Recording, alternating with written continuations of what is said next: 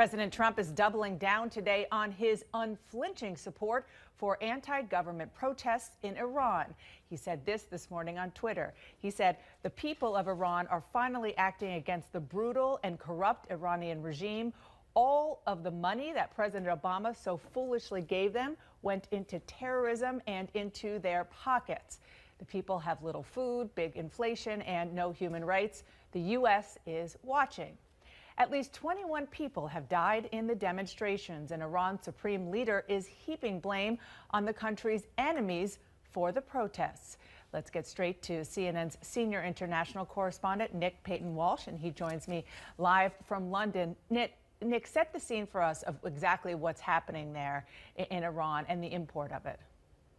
We're in the sixth day now of protests, I think, that for most observers of Iran were unanticipated. Yes, the economic and political grievances causing predominantly often young men to get out on the streets and in the past few days become increasingly agitated or even violent. They were well known, those grievances, but the kind of scale, the number of cities, the fact that this is not happening in the intellectual elite student areas of Tehran, but in normal working class areas, in provincial towns, that's got many people, I think, taken aback by what's occurring here. Now, initially, we heard President Rouhani, a moderate recently re-elected who was behind the nuclear deal with the US, make clear statements that he sympathised with some of those grievances. The people had the right to protest. It was clear, though, they shouldn't be rioting, and there's a difference, he said, between protesting and rioting. But as we've edged into the sixth day now, and we've seen that death toll overnight almost double, I should point out most of those 9 new deaths were in one incident at a police station in Isfahan, so it's not bloodshed across the country. As we've seen edge into the sixth day, the harder line voices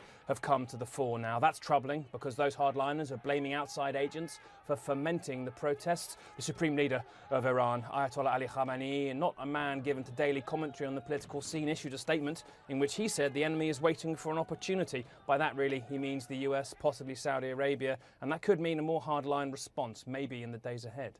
Dana? And Nick, Iran is pushing back specifically at the US, specifically at President Trump.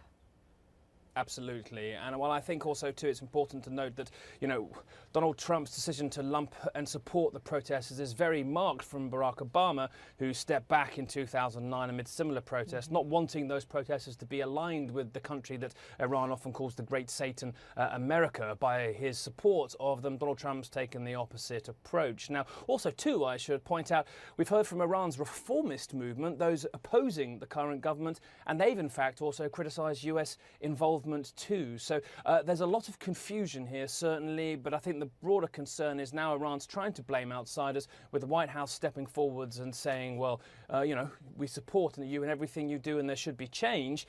I think many are concerned that might make those who are on the streets who are protesters perhaps tarnished as agents of an outside power. But a delicate time ahead, certainly, because, there are many people on the streets there expressing grievances which even the president of Iran himself, a moderate, said was possibly justified.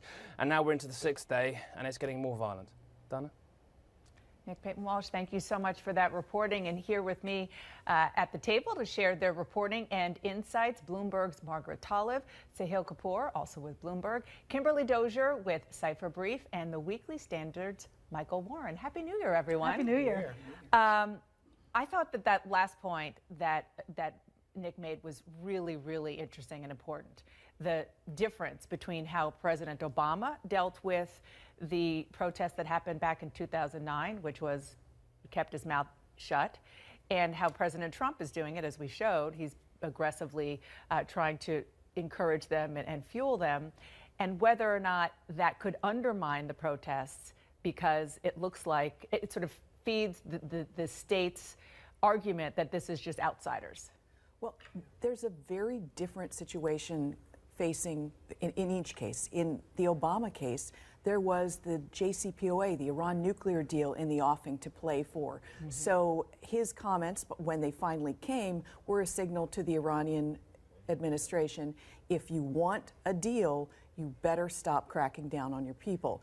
With the Trump administration, however, he's already threatened to pull out of the deal.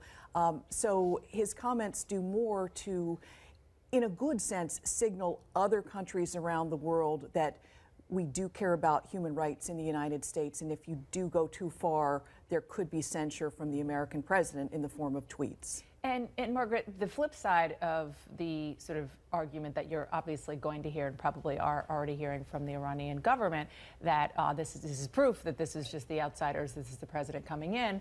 The flip side of that is the President Obama was criticized for not because he was concerned about the Iran deal, not encouraging these protests and showing them that they have the back of the greatest democracy in the world. And obviously, President Trump is trying to do that. I mean, these are sort of microcosms of the two different U.S. president styles, aren't they? That President Trump wants to be out there, wants his name on things, wants credit for when things go well or when there's change.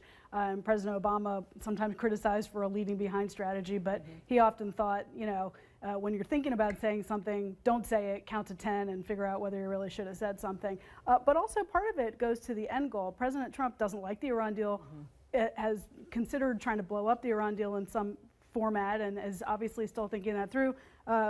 President Obama didn't have the Iran deal at the beginning of his administration, but by the end, very much his goal had been to try to get to a place where they could do diplomacy with Iran, you know. But I think what you see now is a real question about whether President Trump can bring European allies around to what he's trying to do, which is to exert more pressure on Iran, even if that's outside of that nuclear deal, whether it has to do with other weapons or sort of just fighting or involvement in the region. And this is his effort to ratchet up that pressure. It's a high stakes game. And that often tends to be the case, right? That presidents' foreign policies are in some ways a backlash to their predecessor. So President Obama looked at President Bush and said, I'm going to be more cautious, more restrained, not start dumb wars in his view. I think President Trump looked at President Obama and decided, I'm going to be less restrained, I'm going to speak my mind, flex American muscle on the world stage and use it to get what we want. And we've seen that in so many different... Which is so weird, because that's the opposite of what he campaigned on. He campaigned on looking inward. You mentioned the fact that, you know, the tweeting is one thing, and the reacting, he's obviously setting down a marker, but then the question is, what's the policy? Yeah. And his now regular golfing buddy, former rival in the primaries for president, Lindsey Graham, talked about that over the weekend. Let's listen. It's not enough to watch. President Trump is tweeting very sympathetically to the Iranian people, but you just can't tweet here. You have to lay out a plan.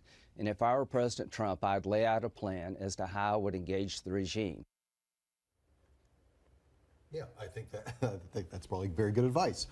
This is something that the administration is trying to figure out. And since we were talking about comparing the Obama approach to protests in 2009 to the Trump approach, we have to remember that what was central to the Obama administration's Iran policy, it was the deal. Before, it was about getting the deal. And then afterward, it was about maintaining the deal.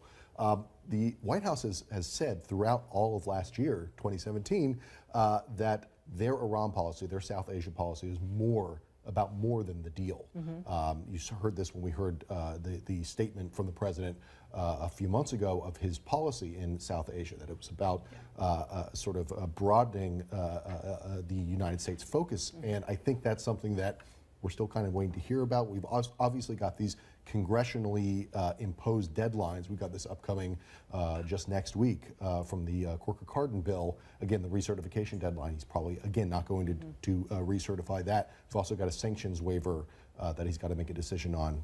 People are reporting now that they're considering new sanctions. I think that is, these are all questions that have yet to be resolved, and these protests have sort of hastened the need for the administration to make a decision.